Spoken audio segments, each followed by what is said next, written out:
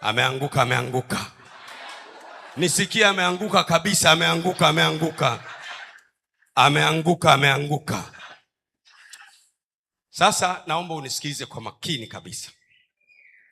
Tutakwenda kupiga kipande kingine, lakini tujifunze kwanza. Huku unakunywa kahawa yako pole pole bila wasiwasi. Huna wasiwasi wowote. Kiona imeisha unarudia. Wale ambao mko kijijini Liwale, si kama na nyie mnayo huko, lakini karibuni Dar es Salaam. Karibuni sana. Mungu anajibu maombi. Nirudie tena kama hujanisikia. Mungu anajibu maombi. Umenisikia nilichosema? Mpaka wewe uko hapa usiku huu, siku sasa inaingia ya 39 ya mfungo huu. Hii ina maana Mungu anajibu maombi. Kwenye Waebrania 11 mstari wa 6, Mungu ametufundisha kanuni mojawapo unapotaka kumtafuta Mungu. Amesema hivi: lakini pasipo imani haiwezekani kumpendeza Mungu. Kwa maana mtu amwendeaye Mungu. Umesikia sasa? Mtu amwendeaye Mungu. Mimi ninamwendea Mungu. Biblia sasa inatoa kanuni ya mtu amwendeaye Mungu. Mtu amwendeaye Mungu. Tuko Waebrania 11 mstari wa 6. Stoke hapo. Mtu amwendeaye Mungu. Ukijikuta tu unamwendea Mungu, cha kwanza lazima uamini kwamba yupo. Kanuni ya kwanza. Uaminije ukiwa unamwendea Mungu? Yupo. Hebu sema yupo. Hapa yupo. Cha pili ambacho uamini, na ya kwamba huwapa thawabu wale wamtafutao. Uamini mambo mawili. Kwanza yupo, alafu kwamba akitafutwa huwa anawapa. Siku hizi zote 40 zinaelekea, umemwendea Mungu na umeamini kwamba yupo na umeamini kwamba atakupa. 100% kile ulichoombea umepata kwa jina la Yesu. 100%. Narudia tena, 100% kile ulichoombea umepata. Unajua, kuna wakati unajiuliza zawadi ya kumpa Mungu na kosa. Unaamua kujitoa mwenyewe tu. Toka tuangalie mababa wa imani walivyomuomba Mungu na wakajibiwa.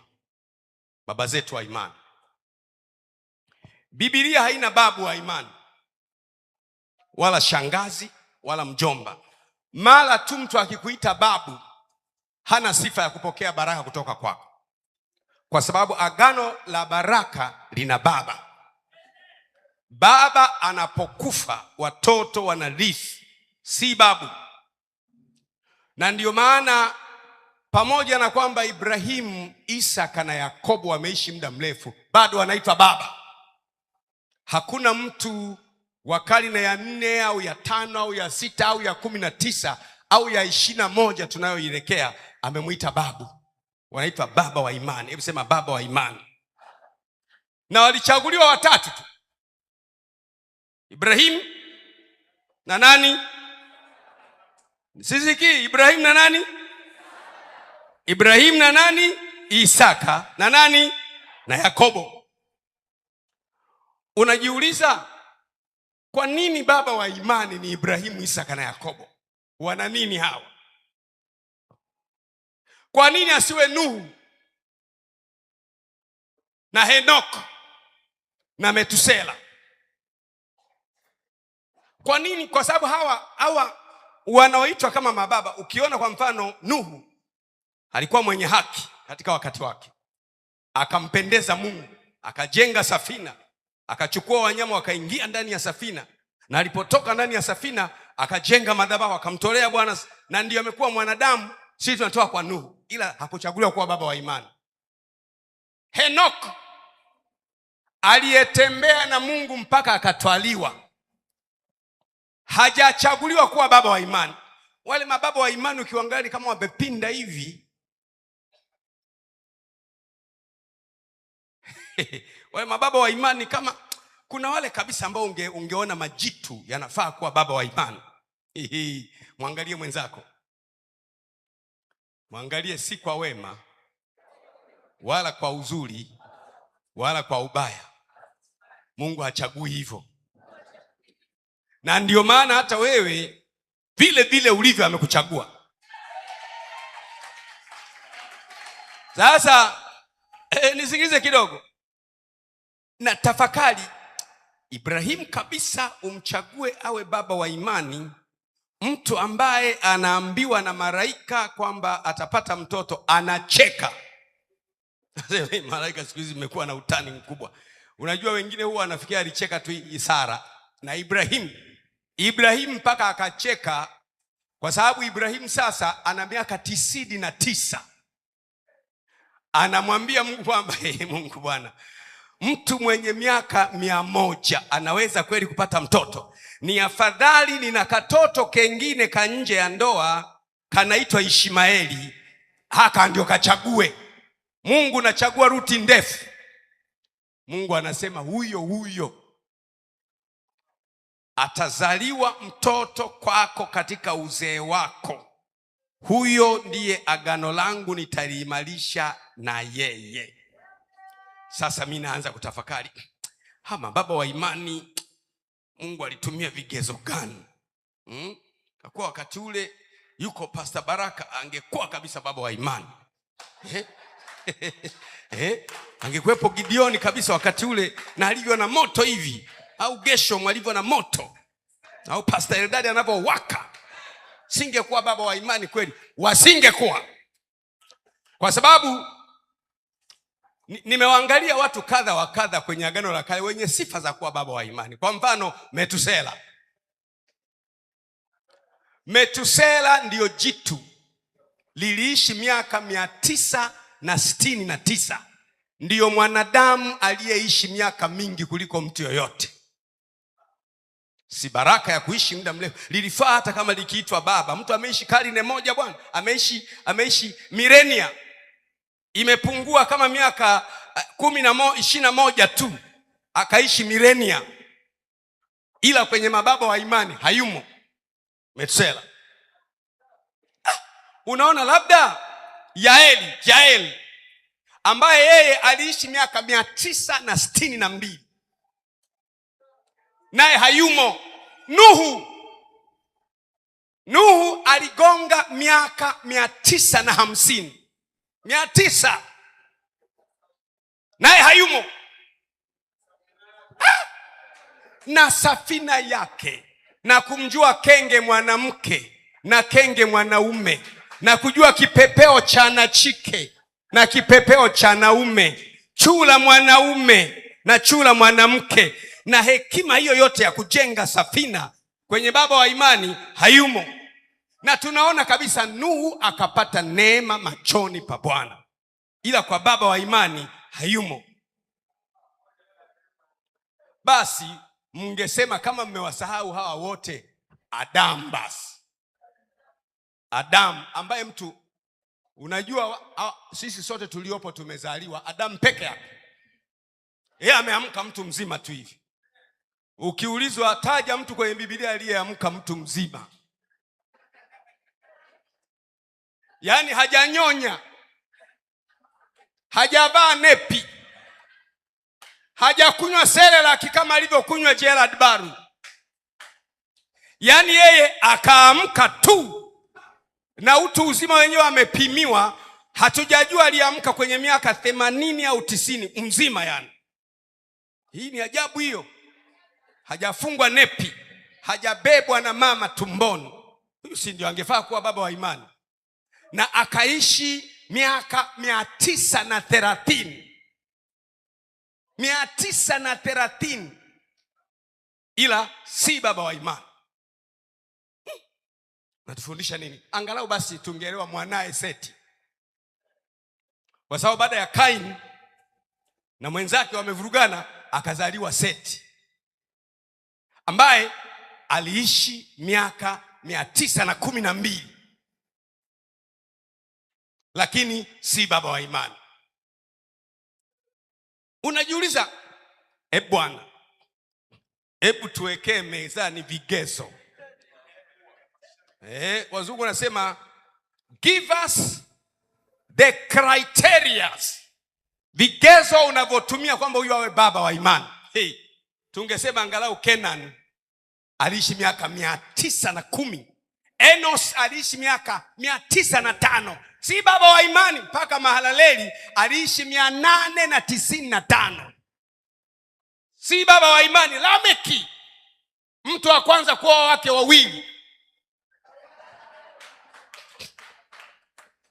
yaani mtu wa kwanza duniani kuoa wake wangapi? Anaitwa Lameki. Na anaitwa Lameki hapa. Halo, Lameki aliishi miaka 777. Lameki. Na wake zake unawajua ni nani na nani? Ni nani na nani? Ada na Sila. Alioa wake wawili, lakini hakuchaguliwa kuwa baba wa imani. Tungesema basi mmekosa wote, angukieni kwa Henoko ambaye alitembea na Mungu mpaka akanyakuliwa, akafa, akanyakuliwa na miaka 365, na yeye hamna. Halafu akaja kumchagua bwana mmoja ambaye anamdanganya mke wake, sema mimi dada yako, ila mimi ni baba wa imani. Baba Isaka, unanidanganya tuseme uongo? Baba wa imani. Unajiuliza sasa, kwa nini baba wa imani kama wamevunja centrality? Yaani wana mapungufu. Lengo la Mungu alitaka wewe ujifunze. Mungu hachagui wakamilifu, na wala usipambane kuwa mkamilifu. Vile vile ulivyo 2026 inaangukia kwako vile vile ulivyo. Kuna msichana hajanielewa. Si kwamba Mungu anataka wewe uwe mkamilifu ndipo akupe yale aliyotaka kukupa. Ulishapewa. Ila sasa unafanya vita ya kuyamiliki yale uliyopewa.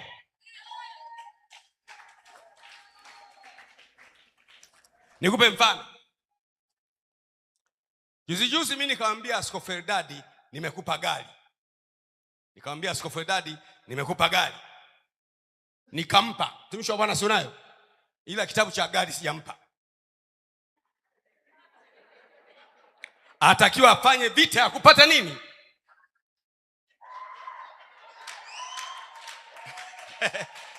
Kwa sababu aliyeandikwa kwenye kitabu cha gari kimakaratasi ndiyo mwenye gari. Unaelewa? Unaweza ukaanzia ukapata kitabu cha gari na kimeandikwa jina lako, lakini gari huna, ingawa na kitabu cha gari kilichoandikwa jina lako, ukafanya vita ya kuipata gari. Wewe ulishapata. Vita unayofanya ni ya kumiliki ambacho ulishakipata tayari. Mtu aseme haleluya.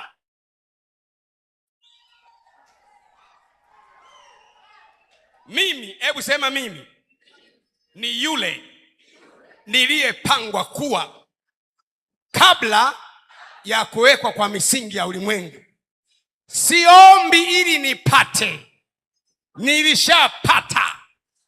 Ninaomba ili nimiliki haki yangu, na iwe hivyo kwako kwa jina la Yesu.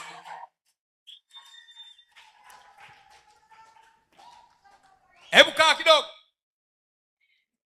Sasa hebu sema Kwa nini Ibrahimu? Unajua Ibrahimu, hata watu wengi wasiojua Biblia huwa wanaongea tu kwamba Ibrahimu akaambiwa na Mungu aende kwenye nchi asiyoijua akaanza kwenda. Sio hivyo. Ibrahimu hakuanza kwenda mwenyewe. Ibrahimu alianzishiwa na baba yake.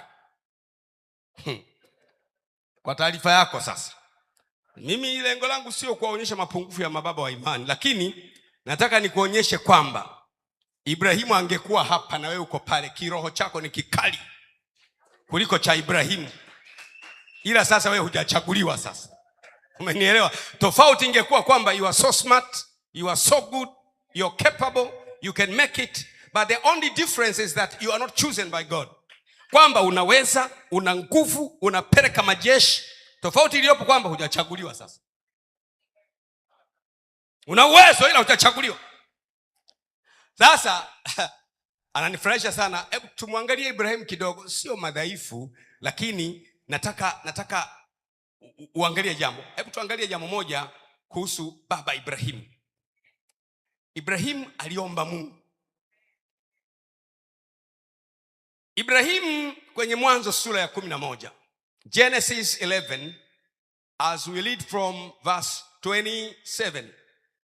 Mwanzo 11 sura ya 27. Nataka tumuone Abrahamu aliyeondoka Uru wa Wakaldayo kwenda Kanaani. Tunasema Ibrahimu aliambiwa aondoke. Ni kuonyesha kitu ambacho hujawahi kukiona pengine. Mwanzo 11 mstari wa 27. Na hivi ndivyo vizazi vya Tera.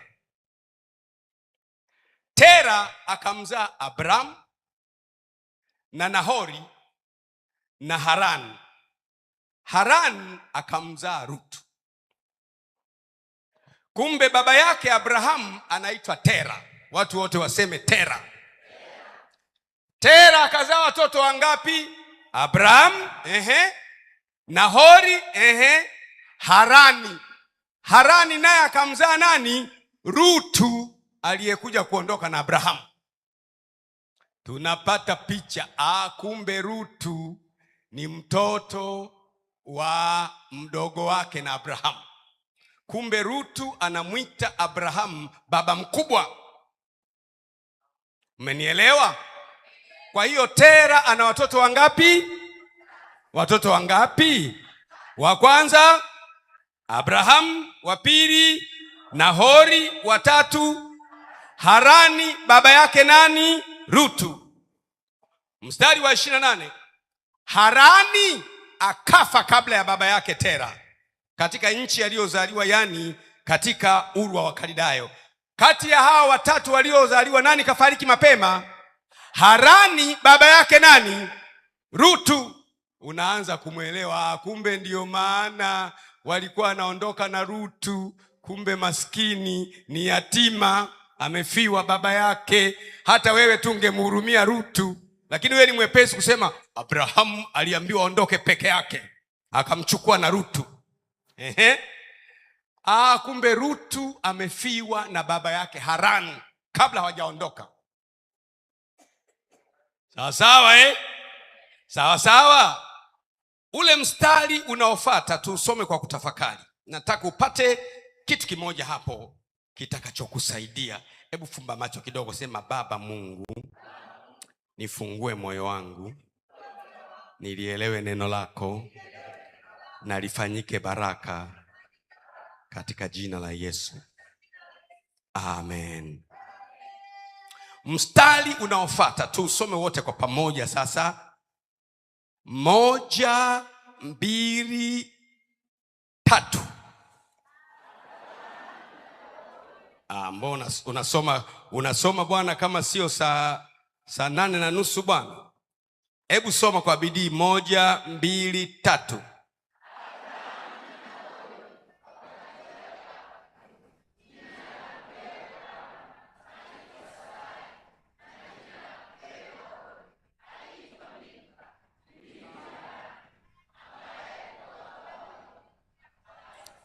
Mimi nataka tusome hivi.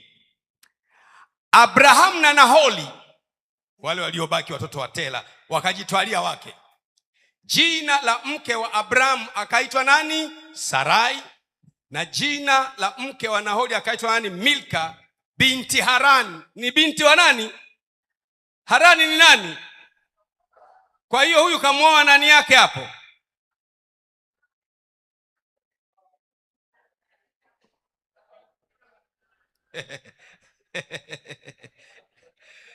Turudie tena 29. Abraham na Nahori wakajitwalia wake. Jina la mkewe Abraham aliitwa Sarai, na jina la mkewe Nahori aliitwa Milka binti nani? Maana yake ni dada yake na Rutu. Unanielewa? Ambaye alikuwa baba yake Milka na Iska. Ule mstari wa 30. Na Sarai alikuwa tasa. Kumbe utasa wa Sarai haujaanzia walipoanza kusafiri kijijini kwao. Hakuwa na mtoto.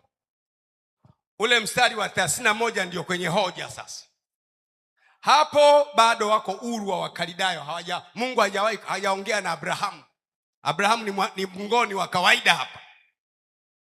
Abrahamu ni mgogo au ni mkwele wa Chalinze hapa. Mstari wa 30 tusome pamoja 2, 3. Mstari wa 31 1, 2, 3. Tera ambaye babake Ibrahimu sasa.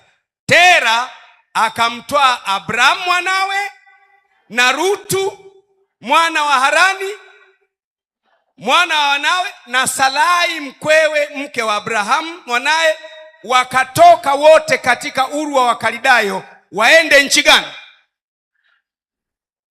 Nani aliyeanza kwenda Kanani? Tera. Hapa hakuna picha ya Abrahamu hapa. Mwambie una baba wa kukuanzishia kwenda Kanani?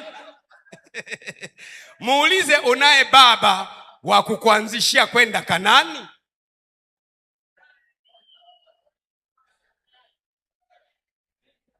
Kumbe Tera ndiye aliambiwa na Mungu twende Kanani. Hapo Abrahamu humpati kwenye picha.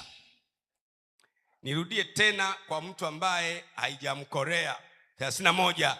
Tera akamtoa Abrahamu mwanawe na Rutu mwana wa Harani mwana wa mwanawe na Sarai mkwewe mke wa Abrahamu mwanawe, wakatoka wote katika Uru wa Wakaldayo waende nchi ya Kanani. Wakafika mpaka Harani wakakaa hapo. Tera akaondoka ana Abrahamu na ana nani? Na ana nani? Ana Rutu. Wanaondoka kwenda wapi? Kanani. Ila ukiwa unaelekea Kanani, hapo katikati kuna nchi inaitwa wapi? Harani. Wakatua hapo Harani. Lakini mwenye mawazo ya kwenda nchi ya Kanani ni Tera. Kwa hiyo Ibrahimu alitoka Uru wa Wakaldayo ameongozwa na Bwana. Tera baba yake ndiye aliyemwanzishia. Mwanangu, mimi na siri yangu, kuna nchi inaitwa Kanani. Mungu hajaongea na wewe, ila alishaongea na mimi na kuanzishia twende Kanani. Mwambie mwenzako twende Kanani.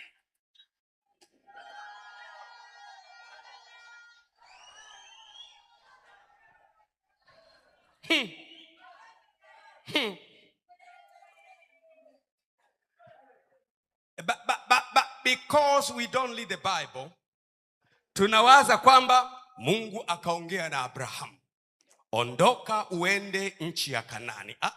Hapa Ibrahimu hajui kitu, ila baba anamwambia mwanangu, iko nchi inaitwa Kanani, nifate. Ibrahimu angesema kwamba mzee, samahani, hapa kuna Nahori hapa na wakwe wangu wazazi wa Sara wanakaa hapa. Lakini Ibrahimu na mke wake na Rutu wakamsikiliza baba. Kumbe baba anaweza kukuanzishia safari ambaye yeye anajua mwisho wake, lakini wakati huo wewe hujajua unakokwenda. Ukimwona anaenda, ungatela Kanaani iko mbele. Wenye akili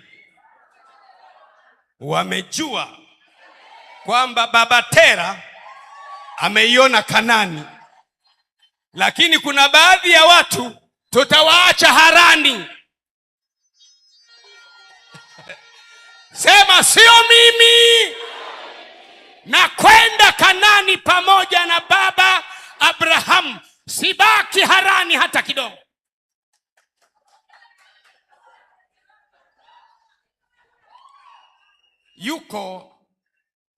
Yuko mtoto wa Ibrahimu aliyenielewa. Haya,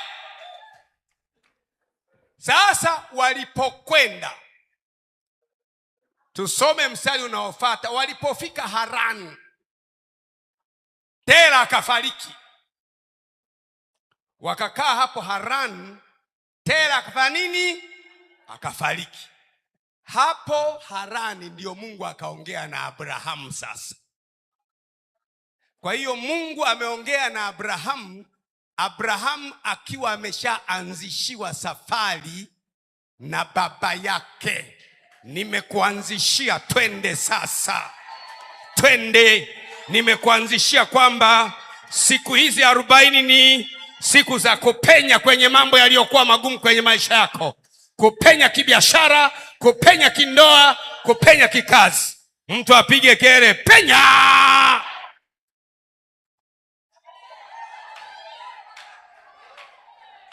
Umenielewa? Basi tuingie mstari wa 12 sasa. Umenielewa kwamba nimelianzisha la kwenda Kanaani, ila nimesikia mimi tu. Niliyesikia ni mimi, amesikia Tera tu. Wengine wote inawalazimu utii. Baba, unakwenda wapi? Kanaani. Wakafika hapo Harani.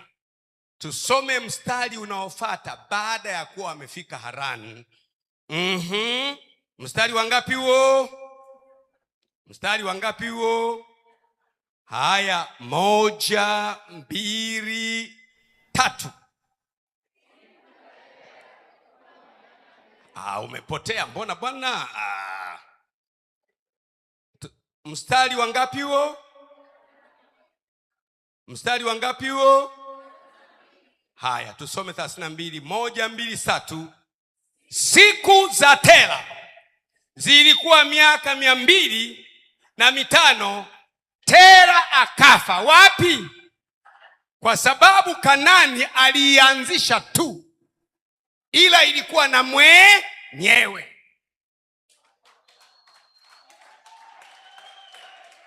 Kumbe baba ana uwezo wa kukuanzishia. Akiwa anakuanzishia wewe, Mungu hajaongea na wewe. Na ndio maana baada ya Tera kuwa amefariki Harani, si Ibrahimu aliyeondoka na Rutu Uru wa Wakaldayo, ni Tera. Sasa Mungu ndiye akaongea tena na Abrahamu. Sura sasa ya 12. Baada ya Tera kufa, ndio Mungu anaongea na Abrahamu aende Kanaani. Lakini Tera alishaanza safari ya kwenda Kanaani. Mwanzo 12 mstari wa 1. 1, 2, 3. Bwana akamwambia Abrahamu, toka wewe katika nchi yako na jamaa zako na nyumba ya baba yako, uende mpaka nchi nitakayokuonyesha, nami nitakufanya wewe kuwa taifa kubwa na kukubariki na kulikuza jina lako, nawe utakuwa baraka. Nami nitawabariki wakubarikio, naye akulanie nitamlani, na katika wewe jamaa zote za dunia watabarikiwa. Basi Abrahamu akaenda kama Bwana alivyomwamuru. Lutu naye akaenda pamoja naye. Abrahamu alikuwa mtu wa miaka 75 alipoondoka wapi? Alipoondoka wapi? Harani, alipofia baba yake. Mstari wa 5, Ibrahimu akamchukua Sara mkewe na Rutu mwana wa ndugu yake na vitu vyote walivyokuwa navyo, mpaka wakapata na watu na familia na influence hapo Harani. Ibrahimu yuko chini ya nani? Ya baba yake Tera. Baba Tera alianzisha safari ya kwenda Kanani, akaishia Harani.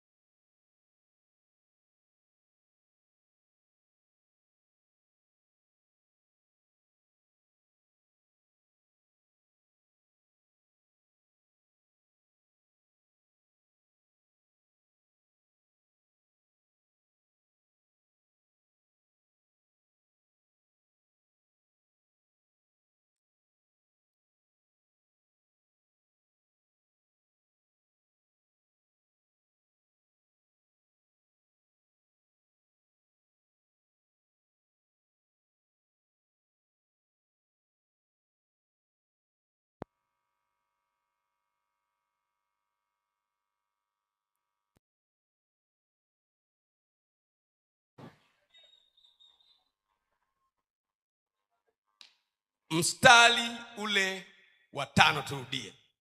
Abrahamu akamchukua Sarai mkewe na Rutu mwana wa nduguye na vitu vyote walivyokuwa wamejipatia na hao watu waliowapata huko Harani, wakatoka ili kwenda nchi ya wapi? Nchi ya Kanani. Nao wakaingia mpaka nchi ya Kanani. Walipoingia nchi ya Kanani, ndani ya Kanani kuna kamji kanaitwa Sekem. Hebu sema Sekem. Ndiyo sasa Abrahamu akaenda mpaka Sekem, Kanani. Ila safari kuianzisha, kuona kwamba mapenzi ya Mungu yanatuambia twende Kanani, alianza baba Tera kabla Ibrahimu hajaanza kuota ndoto. Umenielewa mwanangu? Unaona ninachoona mimi? Najua unaona, lakini unaona mpaka Harani.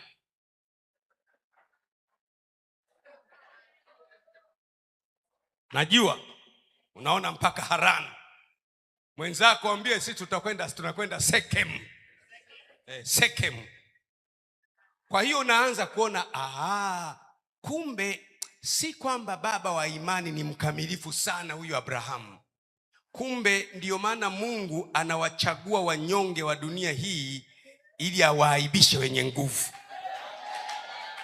Biblia inasema mstari wa 6, Abrahamu akapita katikati ya nchi mpaka mahala patakatifu pa Sekem, mpaka mwaroni wa More, na Wakanani siku ile walikaa katika nchi hiyo. Bwana akamtokea Abrahamu akasema, uzao wako nitawapa nchi hii, naye akamjengea Bwana madhabahu aliyemtokea. Hapa ndipo kwa mara ya kwanza unamuona ukiroho wa Abrahamu. Ukiroho wa Abrahamu unaanzia Harani. Kasikia sauti ya Mungu yeye mwenyewe alipokuwa chini ya hema ya baba yake Tera. Kufika pale Sekem, anajenga madhabahu. Sasa ambiwa na Mungu, takubariki. Kutokea hapo Abrahamu huyu sasa mkewe hana mtoto. Ndio baadaye Mungu anamtokea, takupa mtoto. Baadaye wanakwenda kwa mfalme fulani, wanadanganya, huyu ni dada yangu na nini, ila ni baba wa imani. Nataka kukuonyesha hivi, God does not choose the qualified. God qualifies the people he's about to use.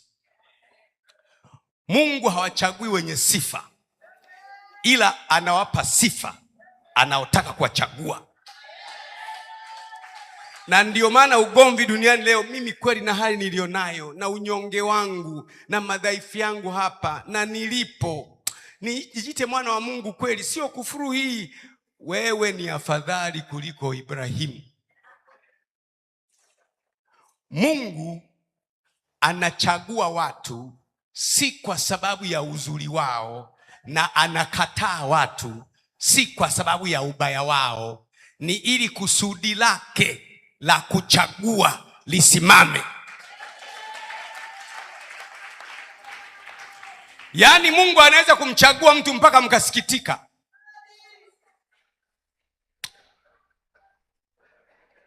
Mkasema kweli nasikitika sana.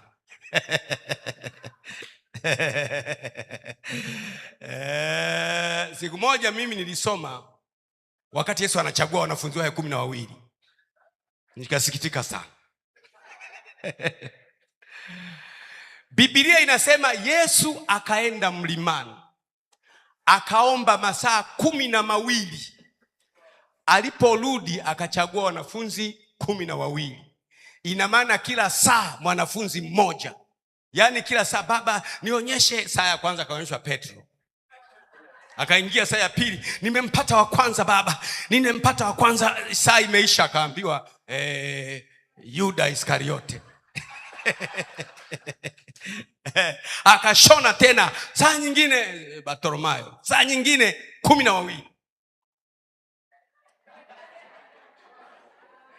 Ukianza kuwachunguza ambao Yesu alitumia masaa 12, ni watu wenye mashaka balaa. Mbia hata mimi ningekuwa nachagua, ningechagua vizuri. Unajidanganya. Wewe utaangalia ubora wa nje, lakini Mungu anaangalia si ulivyo, anaangalia alichokiweka ndani yako kwa ajili ya kazi yake. Kuna kitu ndani yako kimewekwa na Mungu ambacho shule haiwezi kukupa, wala wanaukoo hawezi wakupa. Kimewekwa na Mungu mwenyewe. Kipo. Narudia tena, ndani yako kuna kitu hakina uhusiano na shule na pesa na wazazi. Kimewekwa ndani yako, hakuna chuo duniani kinaweza kukupa. Mungu anaangalia hicho. Kipo. Hebu nikuulize, kaa kidogo, niwachambue hao wanafunzi. Bwana Yesu unisamee, na chambua wanafunzi wako. Wa kwanza, wanafunzi wawili wanaitwa watoto wa Zebedayo, ambao ni nani hawa? Yakobo na nani? Na Yohana. Watoto wa baba mmoja Zebedayo. Na alivyowachagua Yesu, alipita akawakuta wanavua nyavu na baba yao na mitumbwi na watu wa mshahara. Yesu akamwambia Yakobo na Yohana, nifuateni. Wakaacha nyavu zao na watu wa mshahara wakamfuata Yesu. Hawa jamaa siku moja wakamfuata Yesu.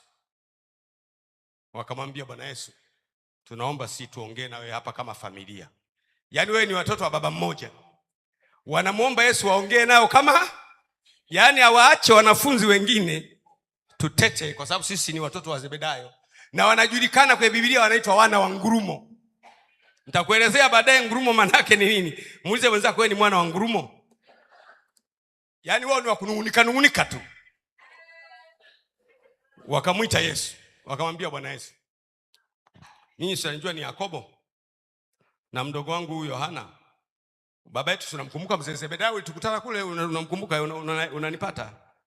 Yesu anasema, nakuelewa. Ninakuomba sana, utakapoingia mbinguni kwenye ufalme wako, ukikaa kwenye kiti chako, nilikuwa naomba Yakobo akae kushoto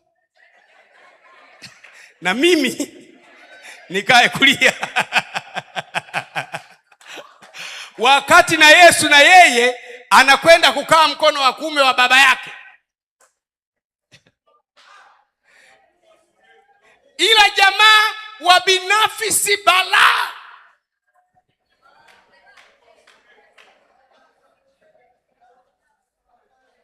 Yaani hawa ni wa binafsi big time.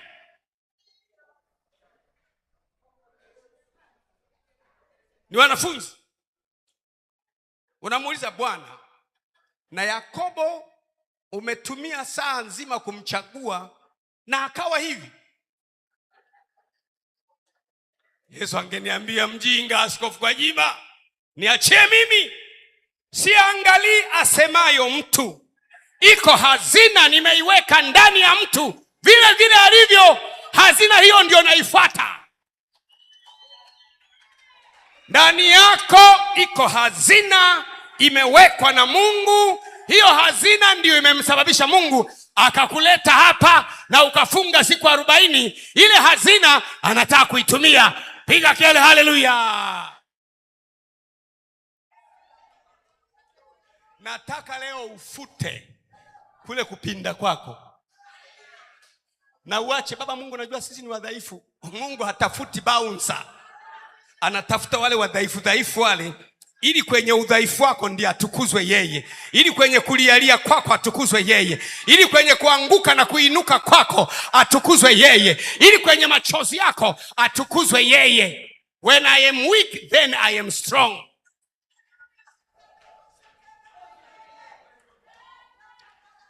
Sikia, jamaa wakasikiwa na wanafunzi kwamba wamepeleka ombi kwa Yesu la ajabu. Wanafunzi wengine wakawachukia. Hao ndio wajinga kabisa. Yaani mnafanya ufalme wa mbinguni wa baba yenu Zebedayo. Yaani sisi wengine tutakaa wapi? Eti Yohana kulia, Yakobo kulia. Mambo gani haya? Waone jamaa. Wanasema jamaa gani haya? Hao waachi, wana mengi, wana wangurumo. Tuachane nao. Kamchagua Yuda Iskariote, mwizi, mtume mwizi. Jamaa ajaanza kuiba alipokuwa anaambatana na Yesu. Alichaguliwa akiwa mwizi vile vile. Biblia sinasema alikuja mwanamke mmoja ana malhamu ya thamani, perfume ya thamani, ameweka kwenye kibuyu, akapasua, akampaka Yesu kwenye miguu yake na nywele. Ile marhamu perfume ikanukia mpaka nyumba nzima ikanukia. Yuda akatoa wazo, akasema malhamu hii isingemwagwa kwenye miguu ya mtu mmoja. Unaona hata miguu yake amepuyanga tangu asubuhi, lakini malhamu imemwagika. Ingeuzwa, ingepatikana $400 hapa. Wangegawiwa maskini wanaotangatanga hapa. Inaonekana kwenye huduma hii maskini wameacha kupewa kipaumbele. Biblia inasema aliyasema hayo kwa sababu, si kwa sababu alihurumia maskini, kwa sababu alikuwa nani? Mwizi. Biblia imeandika hivyo. Kwa hiyo masaa 14, masaa zima Yesu alitumia mlimani, akachagua mwizi.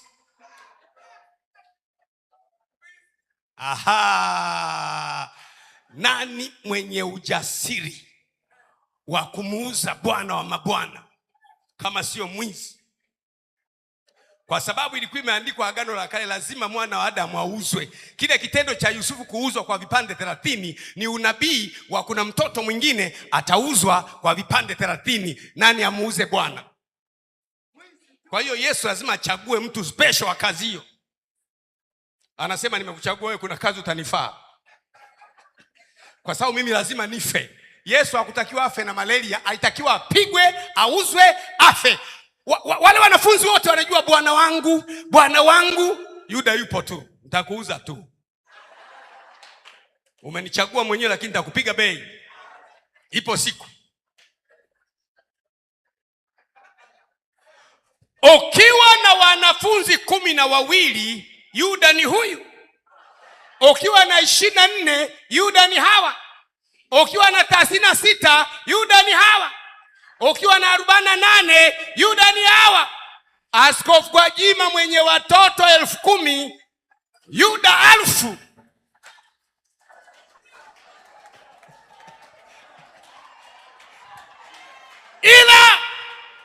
Ila wanafaa kwa ajili ya siku ya uovu.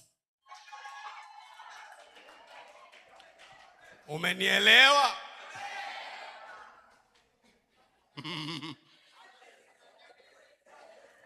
Nisikae sana kwa Yuda. Petelo, mzee wa kukimbia uchi.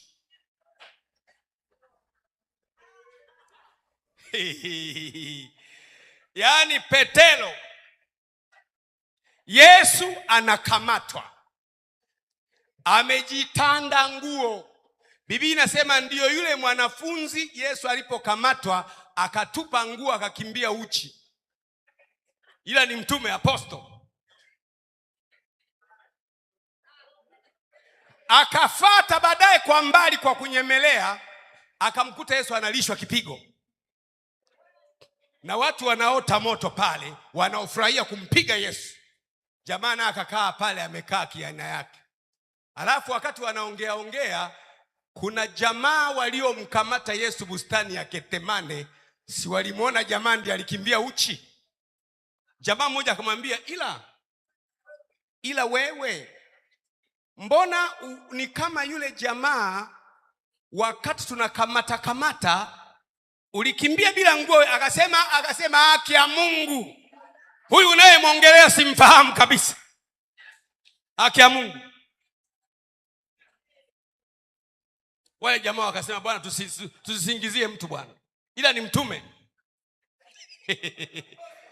Baadaye wakati wanaongea sasa, wanazungumza huyu Yesu amepigwa na nini, wanaongea Yesu anapigwa pale pembeni, sio wanapiga story hapa. Jamaa akasema, ila ongea yako wewe na yule anayehojiwa Yesu anayekula kipigo mnafanana. Kwa sababu Yesu alikuwa Mgalilaya na Wagalilaya walikuwa na accent. Ni kama ambavyo Msukuma akiongea unajua tu, Mchaga akiongea unajua tu, Mha akiongea unajua tu, Mgalilaya akiongea unajua tu. Yesu ni Mgalilaya na Petro ni Mgalilaya. Wakamwambia, wewe na wewe ongea yako ni kama yule ya Kigalilaya. Akasema, ndugu yangu, kama unataka nihatarishe amani niambie, ujue nitaumiza mtu hapa. Ila Bwana alitumia saa zima. Mimi wakati nasoma nikajiuliza mwanzoni, injili itafika mwisho kweli? Mbona injili ilishashindwa kabla ya kuanza? Ukiwaangalia wanafunzi, kumbe Yesu alikuwa anajua, nina siri yangu, nimechagua wenye mashaka na wasiwasi, lakini baada ya siku 40 kuna Roho Mtakatifu atashuka atakayeondoa mashaka na wasiwasi. Piga kelele!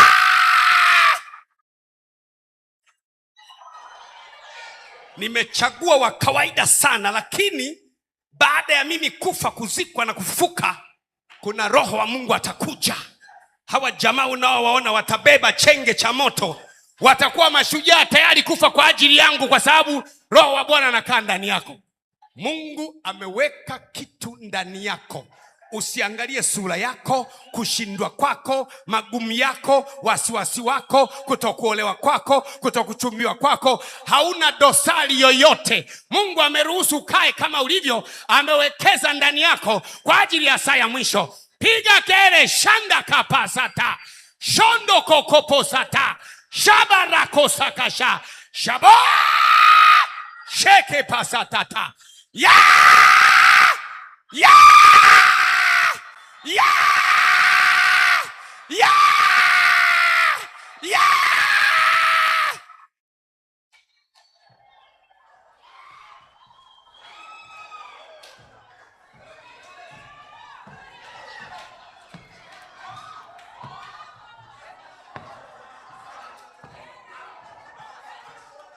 teta nao wanaoteta nami, pigana nao wanaopigana nami.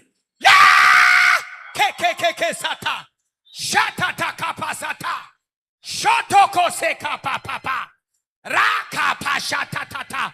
Iko hazina iliyowekwa ndani yako ambayo hata wewe mwenyewe huifahamu. Mungu anaitafuta hiyo, na ndio maana amesababisha uwe pale ulipo leo. Ana siri yake keposatapash. Inukeni,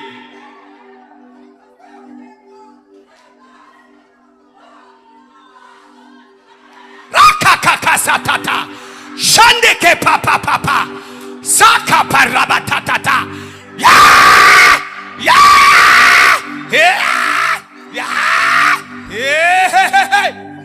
masaka pashete. Hebu achia ndimi hewani kidogo.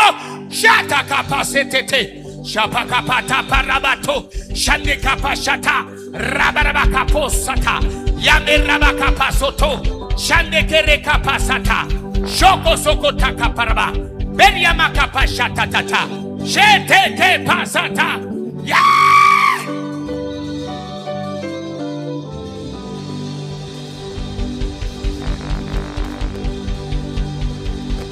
lime inu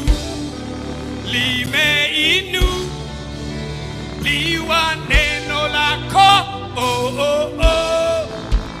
kama vile jana lina nguvu leo. Sema lime